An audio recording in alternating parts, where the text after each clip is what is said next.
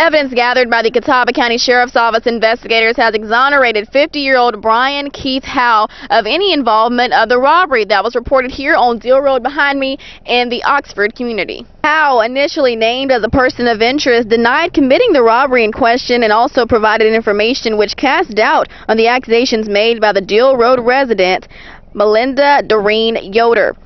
Investigators, after gathering additional evidence, determined the robbery did not happen.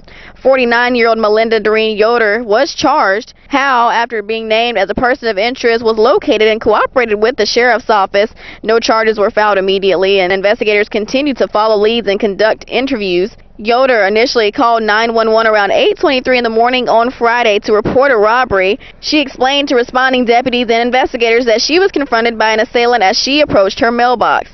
She also explained that the assailant demanded money before instructing her to re-enter her home. She stated that the assailant followed her inside of her home while continuing to demand money and ultimately left on foot after receiving a small amount of money. She described the robber as an African-American male who was wearing a green hooded sweatshirt. She further describes him as being over 6 feet tall and carrying a duffel-style bag. Later in the afternoon on Friday, sheriff's officers released these photos of the person of interest, Brian Howe. Within the first hour, the investigating deputies were informed that the person matching the description was seen at the Lake Lookout Market on Oxford School Road minutes after the incident on Deal Road. They captured these photos and released them. The person was identified as Brian Keith Howe. According to the news release we received this morning, as I mentioned before, he has now been exonerated, and investigators have determined that none of the information that Yoder originally gave was true.